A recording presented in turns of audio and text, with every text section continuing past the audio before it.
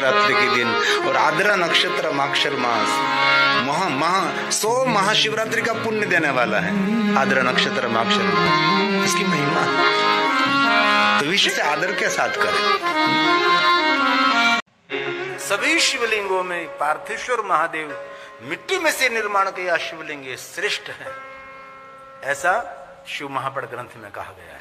और आगे देखे जरा थोड़ा ध्यान से, जैसे सभी पुरियों में काशीपुरी को श्रेष्ठ माना गया है, सभी पुरी जगन्नाथपुरी से लेकर सभी पुरियों में काशीपुरी श्रेष्ठ है, वैसे ही सभी शिवलिंगों में श्रेष्ठ कोई शिवलिंग है तो मिट्टी में से निर्माण किया गया भगवान महादेव का पार्थेश्वर लिंग है। अपने हाथ से कभी कभी ऐसे जो मैं बहुत कठिन मार्ग में आपको नहीं ले जाता, ऐसे तो शिव पुराण ने कहा है कि पवित्र स्थान से मिट्टी आप लाइए, इसमें से कचरा ककरा सब कुछ ठीक करके शुद्ध जल मिश्रित करके सुंदर मिट्टी में से शिवलिंग निर्माण करें, ऐसी बहुत बातें हैं। लेकिन ये सब कुछ आपके पास समय नहीं है, छोड़ो। लेकिन आपके घर के आंगन में बिल वृक्ष हैं, तो बिल वृक्ष के नीचे मिट्टी है, बस यही उनका ही थोड़ा सा जल डालकर शिवलिंग बना लीजिए वहां ही और जल अर्पण कर दीजिए, होगी पार्थेश्वर पूजा। ये भी आपसे ना हो सके तो आपके घर में तुलसी तो है ही, तुलसी का गमला है, तुलसी का कुंडा है, तुलसी का सुंदर छोड़ है, इनमें रण छोड़ है, तो तुलसी के आसपास मिट्टी है, इस गमले में मिट्टी है, इस तुलसी के गमले में जो मिट्टी उसका ही वहां ही लिंग बना दीजिए, थोड़ी खड़ी करके ऐसा करके शिवलिंग बना दीजिए और थोड़ी छोटी सी पीठ बना लीजिए। इसी मिट्टी की विसर्जन करने की कोई आवश्यकता नहीं रहती और सुंदर शिवलिंग तुलसी के गमले में निर्माण करके और सुंदर जल चढ़ा दीजिए, हो गई पार्थेश्वर महादेव की पूजा। उससे सरल नहीं हो सकता, ये सभी सरल से सरल है, हर कोई व्यक्ति कर सकता है, हर कोई व्यक्ति कर सकता है। और इतना तो हम कर सकते हैं, सुंदर मिट्टी इसमें थोड़ा ऐसे करो तो शिवलिंग बन जाएगा, बाद में थोड़ा सुंदर एक पीठ बना लीजिए, होगी पार्थेश्वर की पूजा। और मेरे महादेव को कोई सौभाग्य द्रव्य की जरूर नहीं है, मेरे महादेव को कुछ भी पूजा की सामग्री की जरूर नहीं है। आपके हृदय में महादेव के प्रति क्या भाव है वो बहुत प्रधान है। कभी तो पार्थेश्वर महादेव का पूजन करिए, द्वारकाधीश कृष्ण ने भी किया है, सत्य ऋषियों ने भी किया है। शिवपुराण ग्रंथ में तो बहुत पार्थेश्वर महादेव की अद्भुत महिमा है, इसलिए कभी अवसर मिले जरूर पार्थेश्वर महादेव का पूजन करिए। यहाँ हमारे आचार्य जी कराते हैं पार्थेश्वर महादेव का पूजन, और इस महीने में तो रोज करना चाहिए पार्थेश्वर महादेव का पूजन। माक्षर मास है ना, शिव की साधना का महीना है माक्षर मास। तो शिव महापड़ ग्रंथ में कहा यथा सर्वेश या यथा पुरेषु सर्वेषु काशी, यथा पुरीषु सर्वासु काशी श्रेष्ठतमा। काशी को याद करने मात्र से मनुष्य को पवित्रता मिलती है, वही काशी नगर है। काशी नगर में एक मृत्युंजय महादेव है, हजारों ब्राह्मण मृत्युंजय मंत्र का अनुष्ठान करते हैं। आप कभी काशी गए होगे तो पता होगा, मृत्युंजय महादेव का बहुत प्राचीन स्थान है। काशी में बहुत सारे शिवलिंग है, इनमें एक मृत्युंजय है, वहां हजारों ब्राह्मण निरंतर उसके जजमान के लिए मंत्र जाप कर, उसके लिए नहीं, जजमान के लिए मंत्र जाप करते हैं। और वहां एक कूप है, इस कूप के जल को औषधि जल कहा जाता है। वहां बहुत सारे ब्राह्मण के लड़के वहां खड़े रहते हैं, इसमें से जल निकाल आपको जल का प्रसाद देते हैं। देखा मृत्युंजय आपने कभी इसमें कोई आंगले ऊंचे करे कोई? एक बे त्रण जना है, बोलो विचार करो, आ बोलो चौथो भाई, કેટલું આપણાથી છૂટી જાય છે અને મોટા બણગા ફૂટે કેનેડા ફરવા જાય છે, અમેરિકા ફરવા જાય, યુરોપના પ્રવાસે જાય છે। શું પણ યાર ભારતમાં જે છે ને એવું દુનિયામાં કે નથી ભાઈ। ભારત દેશની અંદર જે છે આપણી પાસે આધ્યાત્મિક ક્ષેત્રો છે, ઉર્જાથી ભરેલા ક્ષેત્રો છે, ये भारत देश है।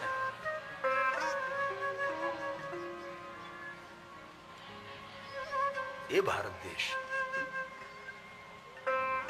भगवान महर्षि वेद व्यास जी की सभी बातें दिव्यता से भरी हुई बातें हैं। इसमें कहा सभी पुरियों में श्रेष्ठ पुरी कोई है तो काशी है। जो कभी आपको काशी नगरी की यात्रा करने का अवसर मिले तो विशेष प्रकार से वहां मृत्युंजय महादेव है।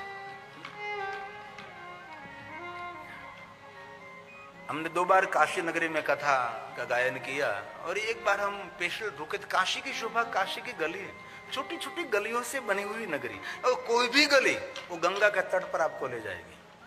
और सभी गलियों में इतने भगवान महादेव के अति प्राचीन भगवान शिव जी के शिव स्थान है। हम 5 दिन वहां रहे थे और एक एक गली गली में जाकर हमने भगवान महादेव का दर्शन किया, पूजन किया और रिकॉर्डिंग किया।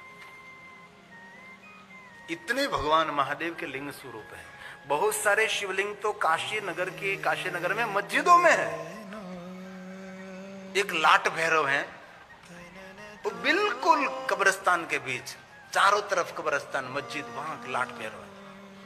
और एक अकारेश्वर महादेव, उकारेश्वर महादेव और मकारेश्वर महादेव, तीनों शिवालय की सीढ़ी तक कब्र बनी है चारों तरफ, ताजी। और हम रात में गए थे, ये लोग घूर घूर कर देख भी रहे थे मुझे। पूरी टीम के साथ में गया था, अकेला तो नहीं जाता। ऐसे बहुत सारे काशी नगर में भगवान महादेव थे। बहुत प्राचीन स्थान है, लिंगों से भरी हुई नगरी है काशी नगरी। लेकिन हम लोग काशी में जाते हैं, काशी विश्वनाथ, ये है लाट भैरव,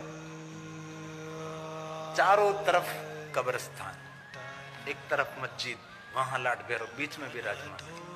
मंदिर सबको तोड़ दिया, लेकिन लाट भैरव को कोई हटा नहीं सके। ये हमारा भैरवनाथ है। आज भी कोई काल भैरव के भक्त आए थे कि यहां से 25 किलोमीटर दूर काल भैरव जी का मंदिर स्थान है। तो 2 भाई आए थे, ये जो वहां का दृश्य है, ऐसा बहुत कुछ मैं आपको दिखा सकता हूं। आपके दिमाग में कुछ डालना नहीं चाहता, लेकिन सावधान रहो, ये जरूर मैं कहना चाहता हूं। मैं रोज भगवान को प्रार्थना करता हूं कि अगली 5 साल टेका वाले नहीं, बहुमती वाले, बस यही करना है। कल भी मैंने कहा था किसी की देह के रक्षा के लिए रक्तदान करना चाहिए। कल एक भाई मुझे मिलने के आए, 100 बार जिसको ने रक्तदान किया। लगभग वो नगर पालिका में ही सेवा दे रहे थे, कोई था ना, राकेश जी मेरे पास है, बाबू मैंने 100 बार रक्तदान किया है और जब तक देह रहे चाहे वहां तक मैं रक्तदान करता रहूं। किसी की देह की रक्षा के लिए रक्तदान करना चाहिए और देश की रक्षा करना है तो आप हजारों काम को छोड़कर मतदान करना चाहिए, तो हमारा देश रहेगा। लेकिन आने वाले समय में कुछ ऐसी व्यवस्था हो जाए कि कहीं भी हो हम मतदान कर सके। ऐसी कोई डिजिटल व्यवस्था हो सकती है आने वाले समय में कि हम लोग ऐसे लोग कहीं बाहर घूम रहे हैं और कैसे हैं, ऐसी कुछ व्यवस्था आने वाले समय में होने वाली है। जाला साहब को हम कहते हैं कभी होगा ऐसा, कहीं जगह पे सब मतदान कर सके। मेरा सारकुंडला काठियावाड़ है, तो यहां मैं कथा कर रहा हूं तो यहां से मैं मत दे सकता हूं। कुछ तो ऐसी व्यवस्था होगी ना आने वाले समय में, तो हमारा 100% मतदान होगा। और हम 100% मतदान करेंगे ना, तो किसी की ताकत नहीं, हमारा बाल कोई बात करना ही चाहिए। इसलिए कभी अवसर मिले तो काशी नगर में रहकर गलियों गलियों में जाना चाहिए। इतने भगवान महादेव के लिंग स्वरूप है। मध्यमेश्वर महादेव तो मध्य में विराजमान है। वैसे कभी उज्जैन जाओ ना, उज्जैन, महाकालेश्वर, महाकाल वन, शिवप्रिया, शिप्रा नदी के तट पर अवंती नगरी, वहां 84 महादेव हैं। 3-4 दिन लगता है 84 महादेव की यात्रा करने के लिए, लेकिन वहां सब सुरक्षित है। काशी नगरी सुरक्षित नहीं रही, हमारा महाकाल वन सुरक्षित है, महाकाल लिंग है, कालों का काल महाकाल। वहां भी बहुत सारे भैरव स्थान है, 84 महादेव है। कभी अवसर मिले तो जरूर जाना चाहिए। हम महाकालेश्वर का दर्शन कर लेते हैं और वापस आ जाते हैं, ऐसा नहीं है। महाकालेश्वर से भी प्राचीन बहुत सारे महादेव के वहां लिंग स्वरूप है। 84 महादेव। कितने लोगों ने 84 महादेव की यात्रा की? 1, 2, 3, 4, बस 6-7 व्यक्ति हैं। हिम्मतनगर में पूरू करवू है, बाहर तो निकलो, ये 84, अभी देखिए टेलीविजन में, ये सभी 84 महादेव हैं। कम से कम 3-4 दिन लग जाता है, लेकिन हमने 2 दिन में ये यात्रा पूजन और रिकॉर्डिंग के साथ कर ली थी। कभी अवसर मिले तो जाना चाहिए। एक एक शिवलिंग में अद्भुत ऊर्जा है, बहुत प्राचीन भगवान महादेव के लिंग स्वरूप है। और हिम्मत नगर वालों को तो क्या डरना है, हिम्मत नगर के पादर में तो हमारे भोलेश्वर महादेव बैठा है, दिव्यता से भरा हुआ स्थान है। इसलिए शिव महापड़ ग्रंथ में कहा है, यथा पूरीषु यथा पूरीषु सर्वासु काशी श्रेष्ठतमा तथा सर्वेषु लिंगेषु पार्थिवं श्रेष्ठमुच्यते। पार्थिवं श्रेष्ठमुच्यते। आखिरी श्लोक ये पहली बार मैं गा रहा हूं आपके समक्ष। रोज कुछ नई बात कहने का हम प्रयास करते हैं। कथा तो भगवान की है ही। शिव कथा એટલે सिर्फ इतना नहीं समझना कि शिव सती के विवाह, शिव पार्वती का विवाह और कार्तिक भगवान का प्रागट्य हुआ, गणेश जी का प्रागट्य हुआ, बस हो गई शिव कथा। नहीं नहीं, ये विधि विधान से भरा हुआ ग्रंथ है, इनमें बहुत कुछ है। महादेव के भक्तों के लिए शिव भक्ति का मार्गदर्शन ये शिव महापड़ ग्रंथ में है। शिव महापड़म तिलकम खलु सतपुराणम, ये भरपूर ये शिव महापड़ महादेव के भक्ति से भरा हुआ है। और आखिरी श्लोक में कहा, पार्थिव पूजन अत्यंत पुण्यदायी है। मिट्टी में से शिवलिंग जो निर्माण करते हैं, इसके लिए कहा अत्यंत पुण्यदायी है। और कहा सब प्रकार से धन धान्य देने वाला है। और कहा दीर्घायु करने वाला है। और कहा तुष्टि और पुष्टि करने वाला है पार्थेश्वर महादेव।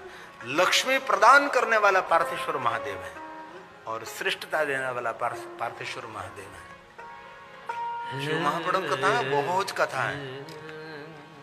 किसने पार्थेश्वर महादेव का पूजन किया, उनके जीवन में क्या घटना हुई, क्या हुआ। अब प्रयोग कर तो देखे, इसमें कोई खर्च तो नहीं है, कोई भी व्यक्ति पार्थेश्वर महादेव का पूजन कर सकते हैं। कोई ब्राह्मणों के पास आप पार्थेश्वर महादेव का पूजन न करा सके, आप स्वयं कोई भी मंत्र आपके पास स्तोत्र कंठस्थ नहीं है, सिर्फ पंचाक्षर बोलकर आप पार्थेश्वर महादेव का पूजन कर सकते हैं। जपे पंचाक्षरम सर्व सिद्धि लभे नर। दुनिया की सभी सिद्धि देने वाला ये पंचाक्षर मंत्र है। सिद्धि એટલે फूक मारकर किसी को चिड़िया बना देना, फूक मारकर किसी को कबूतर बना देना, वो सिद्धि नहीं है। सिद्धि का अर्थ है आगवी बुद्धि, आगवी सोच। मुझे क्या करना चाहिए, मैं क्या कर सकता हूं, मैं कैसे प्रतिष्ठित बन सकता हूं, कैसे मैं ज्येष्ठी बन सकता हूं, कैसे मैं सृष्टि बन सकता हूं, मेरा जीवन सुरक्षित कैसे रहेगा आगे आने वाले समय में, मैं कैसे सुरक्षित रहूं, मेरा परिवार कैसे सुरक्षित रहे, ज्यादा से ज्यादा लोगों का मैं हित कैसे कर सकूं, लोका नाम हित कामया। हम लोग ऐसे मानते हैं कि कोई जादू उसको सिद्धि, ऐसा नहीं होता। जरूर वचन सिद्धि होती है, बहुत सारे लोग ऐसे जो बोले सो ही निहाल, हो सकता है वचन सिद्धि जरूर हो सकती है। और बहुत तपस्या करने के बाद हमारे बहुत सारे संतों मौन हो जाते हैं, क्योंकि और विचार से भी मौन हो जाते हैं। वाणी का मौन तो सरल है, लेकिन विचारों का मौन तो बहुत कठिन है। कभी कभी विचारों को भी मौन कर दीजिए, क्योंकि महापुरुषों के जीवन में बोलते हैं वो तो होने लगता है, लेकिन बहुत सारे महापुरुषों को देखा जो सोचे वही होने लगता है। और वही बात महादेव ने दक्ष महाराज को समझाई थी। आखिरी श्लोक, पार्थेश्वर महादेव की पूजा की क्या महिमा है। पार्थिवाराधनम, पार्थिव का आराधन करें, पुण्यम धन्यमायुर्विवर्धनम, धन आयु की वृद्धि और तुष्टिदम पुष्टिदम श्रीदम, कायं साधक सत्समये,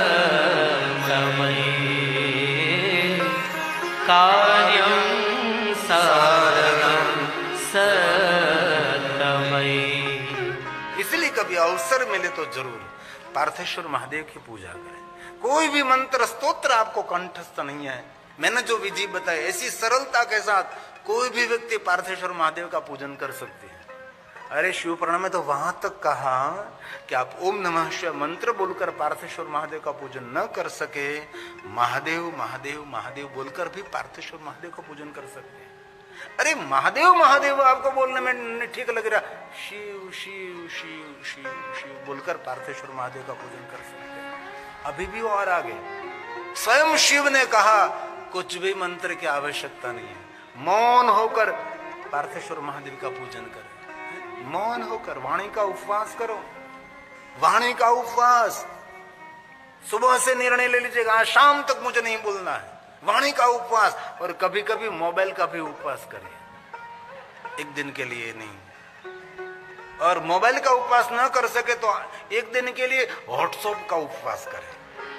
आज मुझे व्हाट्सएप उपवास है, इसलिए आज के दिन में व्हाट्सएप नहीं खोलूंगा है। और एक दिन ऐसा उपवास करो कि आज मैं फेसबुक उपवास करता हूं, आज मैं इंस्टाग्राम उपवास करता हूं। ऐसे उपवास करना पड़ेगा आज को। अपने बच्चों के हाथ में मोबाइल नहीं देना चाहिए, थोड़ा दूर रखिए उनको। आप सभी जानते हैं, आप सब पढ़े लिखे हैं। और मेरा कहना यह है कि शिव पूजा मूल है और शिव हमारा सबका मूल है। ब्राह्मणों का इष्ट देव महादेव है और क्षत्रियों का इष्ट देव भी भगवान महादेव है। क्षत्रिय कुल में महादेव की उपासना, कितने राजाओं की कथा शिव महापुराण ग्रंथ में जिन्होंने भगवान महादेव की पूजा करी, जिन्होंने भगवान महादेव के सुंदर सुंदर लिंग स्थापन किया, सुंदर सुंदर दिव्य दिव्य शिवालय बनाया है। ये मूल है हमारा। अपने जीवन को सुरक्षित रखना, मैं डराता नहीं, मैं जगाने का काम करता हूं।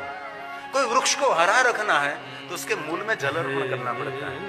मूल में जल अर्पण करो तो मूल के द्वारा डाली डाली को जल मिलता है, डाली डाली को जल मिल गया तो हर पर्ण को जल मिलेगा। हम वृक्ष को जीवित रखने के लिए हर पर्ण को पानी नहीं पिलाते ने, मूल में जल अर्पण कर दिया। वैसे ही शिव हमारा सबका मूल है। जिन्होंने भगवान शिव की पूजा कर ली, समझो विश्व के सभी देवी देवताओं की पूजा उसने कर ली। कोई भी देवता बाकी नहीं रहता भगवान महादेव के पूजन से, सबकी पूजा। एक शिव का आराधन कर लिया, सबका आराधन। सीधी बात,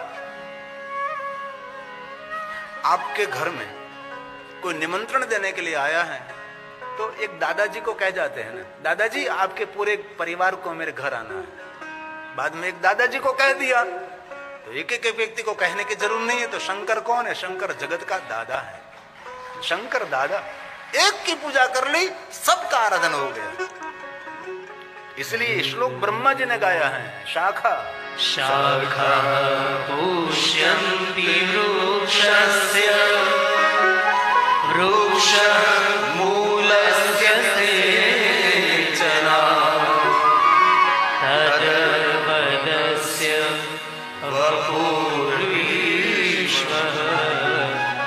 पुष्यन्ते च शिवार्चना पुष्यन्ते च शिवार्चना। एक शिव का पूजन कर लिया, सबकी पूजा इसमें आ गई। जैसे एक पंचाक्षर मंत्र का जप कर लिया, सभी मंत्रों का जाप पंचाक्षर मंत्र में आ गया। सप्तकोटि महामंत्र हैं। इस दुनिया में 7 करोड़ महामंत्र हैं, लेकिन कोई मनुष्य 7 करोड़ महामंत्र का जाप कर सके न कर सके, लेकिन 7 करोड़ महामंत्र के बदले में जो कोई मनुष्य पंचाक्षर मंत्र का जाप करता है, इस मनुष्य को 7 करोड़ महामंत्र के जाप का फल मिलता है। और एक बात, कोई ग्रह पीड़ा हो, बहुत लोगों को ग्रह बहुत पीड़ा देते हैं, क्योंकि वो व्यक्ति पूरे गांव को पीड़ा देता होगा। तो ग्रह पीड़ा को शांत करने के लिए एक ग्रह के मंत्र का जाप करना पड़ता है। तो हम तो नहीं बोल सकते, तो हमारे बदले में मेरे आचार्यों को कह देते कि आचार्य जी इतने मंत्र जाप करना है, आप करिए। लेकिन कोई ग्रह का मंत्र आपको कंठस्थ नहीं है और ग्रह की पीड़ा है, तो ग्रह की पीड़ा के लिए इस ग्रह का मंत्र आपको कंठस्थ नहीं है, तो ग्रह के मंत्र के बदले में आप ओम नमः शिवाय मंत्र का जाप करें तो ग्रह पीड़ा शांत हो जाएगी, क्योंकि सभी ग्रहों के मंत्र ओम नमः शिवाय मंत्रों में से प्रकट हुआ। इसलिए जब हम शिव की पूजा करते हैं, सब पितरों की पूजा करते हैं, सभी विश्व के देवी देवता, तीर्थों, नक्षत्र, ग्रहों की सबकी पूजा इसमें है। अरे वहां तक शिव महापड़ ग्रंथ में कहा कि आप भगवान महादेव के निराकार लिंग स्वरूप की पूजा कर रहे हैं तो आपकी पूजा भी शिवलिंग के अंदर हो रही है, क्योंकि हमारा अस्तित्व भी शिवलिंग के अंदर ही है ना। आकाशम लिंग मित्याहु पृथ्वी तस्य पीठिका आलयम सर्वदेवानां तस्मा लिंग मुच्यते। हमारा अस्तित्व भी शिवलिंग के अंदर ही है। और एक बात, हमारी सनातन की परंपरा में 5 देवता हैं, 5 देवताओं की पूजा आपसे न हो सके तो पंचायत की पूजा के बदले में एक शिव की पूजा कर लीजिए, पंचायत पूजना। 5 देवताओं की पूजा शिव में पूजा हो, ऐसा कोई देव हमारे पास नहीं है। कोई एक देव की पूजा करो और पंचायत पूजा हो जाए, संभव ही नहीं, सर्वथा कभी नहीं हो सकता। इसलिए एक शिव की पूजा करो।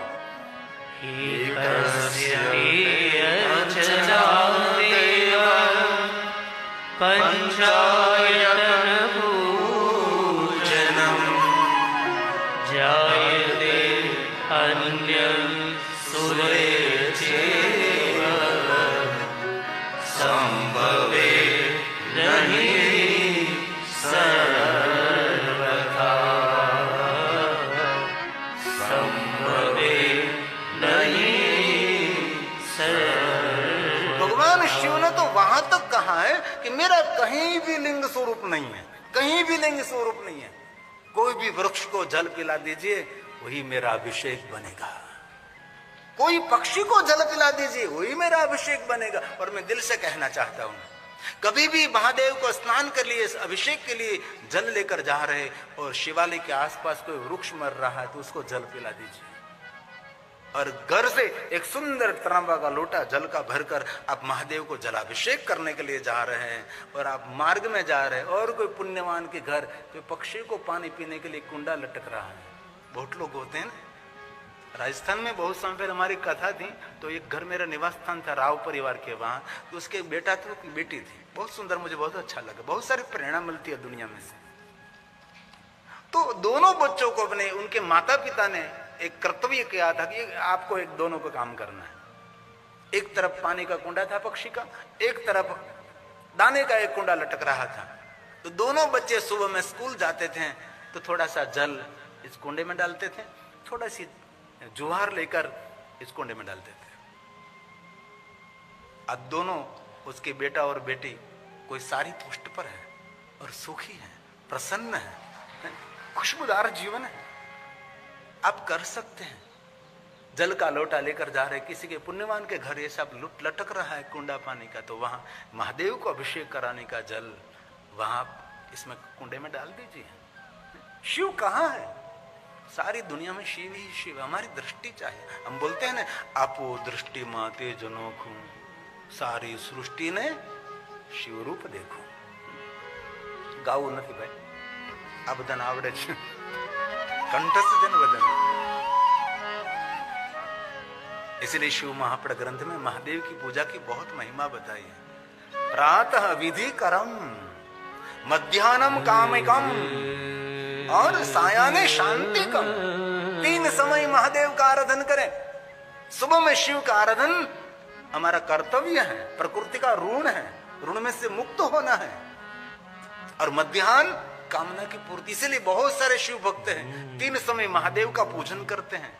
और संध्या समय तो कभी भूलनी नहीं चाहिए।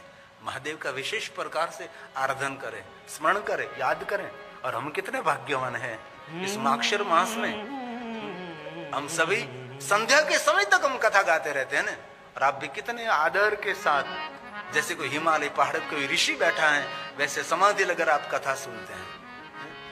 आज मैं डॉक्टर कुरियन के हॉस्पिटल गया था, शिव हॉस्पिटल, जो स्पेशलिस्ट है हमारे डॉक्टर गोस्वामी कुरियन, हमारे गोस्वामी साहब का बेटा।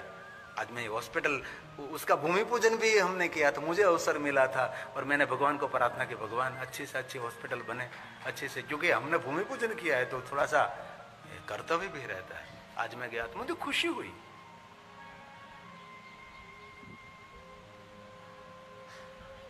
उसकी क्या मैं बात कर रहा था? हॉस्पिटल कहां से आ गई?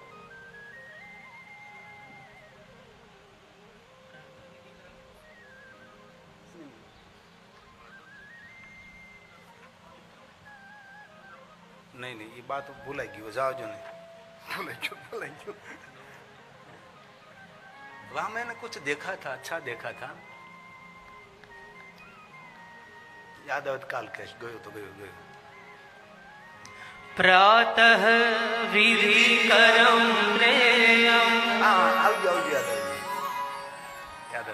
याद आ गई। तो डॉक्टर कुरियन के घर में गया था, तो पूरी हॉस्पिटल मैंने देखे, तो ऊपर मुझे ले गए होम थिएटर। तो मन के बापू होम थिएटर में बहुत अच्छी बात है, क्या दिखाऊं मैं? तो मेरी कथा, मैंने जो कल कथा की वो मुझे दिखाओ। तुरंत उसके बेटे ने कुछ किया तो कथा हमारे देखी, तो कथा मैंने शुरू की स्टार्ट की, तो मैं देख रहा था, तो मुझे एक बात की इतनी खुशी हुई, अभी ये खुशी समा नहीं रही है। आगे की लाइन में बैठकर एक मां सो गई थी, आगे की लाइन में बैठी थी, उसका मुख अमरनाथ की गुफा, आंखें ध्यानस्थ इतनी। और पूछो प्रीतेश मेहता को, देखा ना? मैं कहता हमारी कथा में कितनी ताकत है, देखो। लोगों को निंद करने के लिए गोली लेनी पड़ती है और हमारी कथा सुनने मात्र से नींद आ जाती है। क्या बात है! इसलिए सोने के लिए आओ, यहां सोने के लिए आओ, सोने के लिए, ये सोना नहीं, सोने के लिए आओ। और भगवान की कथा में आकर थोड़ी सी नींद लीजिए ना, तो निंद्रा समाधि स्थिति। और कोई कथा सुनता सुनता ऐसे झोंका खा रहा है, तो झोंका नहीं खा रहा, वो मेरे महादेव को प्रणाम कर रहा है। हम तो ऐसे सकारात्मक दृष्टिकोण वाले हैं। ध्यान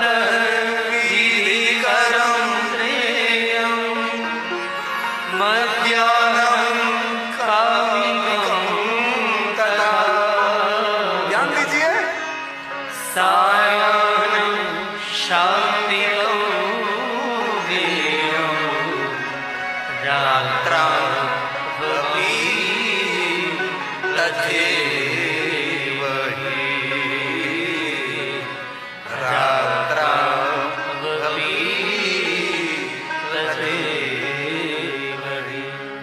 रात्रि के हर प्रहरों में पूजा। शिव महापुराण ग्रंथ में बहुत सारी महिमा है। ये पुष्प चढ़ाने से ये मिलेगा, ये द्रव्य चढ़ाने से ये मिलेगा। 3 प्रकार की पूजा है। एक पूजा का नाम है पुष्प पूजा, दूसरी पूजा का नाम है धान्य पूजा, तीसरी पूजा का नाम है धारा पूजा। 3 प्रकार की पूजा है। इसमें बहुत सारी कामनाएं हैं। ये पुष्प चढ़ाओ तो ये मिलेगा, ये धान्य चढ़ाओ तो ये मिलेगा, उस द्रव्य की धारा करो तो ये मिलेगा। ऐसी बहुत सारी लालचा भरी हुई। ब्रह्मा ने नारद को ये कहा है। बहुत लोग कथा के माध्यम से लोगों को भ्रमित करते हैं ना, टोटका दिखाते हैं। लोग तो पागल हैं। अभी परीक्षा चल रही थी तो किसी ने कहा कि ये बिली पत्र ले लीजिए और शहद वाला कर दीजिए मध, और शिव जी को छिटका दीजिए। मेरा शिवालय आखा मध मध थी क्यों? बोलो ब्यादी तो साफ करता थी। इतने बच्चे आए शहद वाला बिली पत्र करके शिव जो छिटका ले। तो जेने बतायो तो एनो छोकरो ना पास छो, बोलो एनो हूं करूं। अरे क्या यार, एक टोटका शास्त्र नहीं है, और टोटके के प्रयोग करने का ये महादेव नहीं है। इनमें आकृष्ट लोग ब्रह्मा जी ने कहा, स्वयं ब्रह्मा जी ने बोला कि बिली पत्र चढ़ाने से ये मिलेगा, कनेर के पुष्प चढ़ाने से ये मिलेगा, अर्क पुष्प चढ़ाने से ये मिलेगा, आंकड़े के पुष्प चढ़ाने का ये मिलेगा। आंकड़ा का पुष्प गुजराती में बोलो, आंकड़ा फूल महादेव ने चढ़ावा थी शत्रुना ત્રાસમાંથી મુક્તિ મળે। જેટલા દુશ્મનો હોય, દુશ્મનોના ત્રાસમાંથી મુક્ત થવું હોય તો આંકડાના ફૂલ ચડાવવા। આંકડાના ફૂલ કોને ચડે? મહાદેવજીને, હનુમાનજીને અને કાલભૈરવજીને। મહાકાલીને પણ કોઈ ચડાવે છે। તો મેં કથામાં કહ્યું કે આંકડાના પુષ્પો ચડાવવાથી શત્રુના ત્રાસમાંથી મુક્તિ મળે। તો પગથિયા ઉતરતો તો કથા પૂરી થઈને એક બેન ભણેલી ગણેલી, બાપુ તમે કોઈ ફૂલનું નામ આપ્યું હતું, શત્રુના ત્રાસમાંથી મુક્તિ મળે, મને લખાવો તો કેવું ફૂલ? મેં તો તમારો શત્રુ કોણ છે? તો કે એ ન બતાવો. મેં તો હું એ ન બતાવું. તમારો શત્રુ, તમારો દુશ્મન મને બતાવો, નામ લખાવો, કોણ તમારો દુશ્મન છે, કોના ક્યાં દુશ્મનના ત્રાસમાંથી છૂટવું તમારે. તો એ બાએ મને કહ્યું કે, એ બેને મને કહ્યું કે તમે કોઈને કયો નહીં તો હું કહું. મેં કીધું કોઈને ન કહું ને તો, અને તમને ખાનગીમાં જ કહું છું, તમારે કોઈને કહેવાનું નથી, અને કહું તો માઇકમાં જ કહું. એ બહેને ભાઈ કહ્યું બાપુ કોઈ મોટો દુશ્મન નથી, એક દુશ્મન છે સાસુ. મહાકાલી કલકલતા વાલી તારા વચન ન જાય ખાલી. આકાશ બાંધું, પાતાળ બાંધું, ચારે દિશાઓ બાંધું, ચારે વેદ બાંધું. શિવપુરાણ ગ્રંથમાં આવું બધું ઘણું બધું વર્ણન છે, પણ આ બધું જ લાભ માટે, અપેક્ષાઓ માટે. આમ કરવાથી આ થાય, આમ કરવાથી આ થાય. પછી છેલ્લા શ્લોકની અંદર બ્રહ્માજી સ્વયં બોલ્યા છે. બહુ સમજવા જેવી વાત છે. પહેલા તો ઘણી બધી અપેક્ષાઓ દેખાડી કે પુષ્પ ચડાવો તો આવું મળશે ને, આ કરાવો તો આમ મળશે ને, એટલું રાજ મળશે ને, પાઠ મળશે ને, સંપત્તિ મળે, પુત્ર પૌત્ર, ધન સંપત્તિ, પ્રતિષ્ઠા બધું જ મળશે. પણ અંતે એમ કહ્યું એ બધું જ કલયુગની અંદર સંભવ નથી. એવમ જ્ઞાત્વા નર કુર્વન, एवं ज्ञात्वा नरः कुर्वन् यथोक्त फलभाग् भवेत् कलो युगे विशेषेण फल सिद्धिस्तु कर्मणा फल सिद्धिस्तु कर्मणा. કેટલી સુંદર વાતને ખુલ્લી કરી છે. આ શ્લોક ના સમજાવે શ્રોતાઓને. કહ્યું છે કલો યુગે વિશેષેણ ફલ સિદ્ધિષ્ટુ કર્મણા. કલયુગની અંદર લાખ પૂજા કરો, લાખ યજ્ઞ કરો, પણ કલયુગની અંદર જેવા કર્મો હશે એવા જ ફળ મળશે. આવું બ્રહ્માજીએ નારદજીને કહી દીધું છે. એવમ જ્ઞાત્વા નર કુર્વન, જે નર નારી જેવા જેવા કર્મો કરશે એવા તેને ફળની પ્રાપ્તિ થશે. યથોક્ત ફલ ભાગ ભવે કલો યુગે, કલયુગની અંદર આ બધી જ તમે પૂજા કરજો. તેથી જ્યાં સુધી આપણા કર્મોને બદલવામાં નહીં આવે ત્યાં સુધી આપણું ભલું નહીં થાય. તેથી કથા જીવનને પરિવર્તન કરવા માટે છે. કથા સાંભળ્યા પછી કઈ બદલાવ આવવો જોઈએ જીવનમાં, કઈ પરિવર્તન, જીવન અપડેટ થવું જોઈએ. કથા સાંભળ્યા પછી 5 નિયમો પાલન કરવાના. આજથી વધારે મૌન રહેવાનું. મોઢે તાળું મારી દો અને ચાવીને ફેંકી દો. પણ શું કરીએ, દરવાજે મારવાના તાળા મળે છે, કબાટે મારવાના તાળા મળે છે, તિજોરીને મારવા માટે તાળું મળે છે, પણ અહીંયા મારવાનું તારું હિંમતનગરમાં મળે તમારે? તો મને થોડાક આપો તો મારી દઈ મોઢે તાળું. મૌન રહીએ, પોતાની જાતને સમજાવીએ કે મારે મૌન રહેવાનું છે.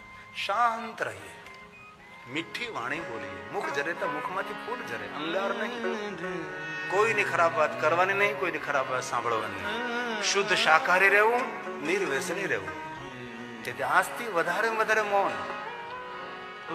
હું તમને કહું, આજથી મૌન થઈ જઈએ આપણે. ઘરે જઈને એક શબ્દ ન બોલીએ. દાદા પણ એક શબ્દ ન બોલે, દાદી પણ એક શબ્દ ન બોલે, પુત્ર વધુ પણ એક શબ્દ ન બોલે. કથા સાંભળેલો વ્યક્તિ મૌન થઈ જાય તો ઘરનાને તો ખબર પડે, પડોશીને પણ ખબર પડે. અને કથા અસર કરી ગઈ છો ભાઈ, કથા અસર કરી ગઈ છે. થોડુંક તો કરીએ આપણે. તો कलयुग ની અંદર પૂજા અર્ચન યજ્ઞ कुछ भी करो, कलयुग के अंदर कर्मों की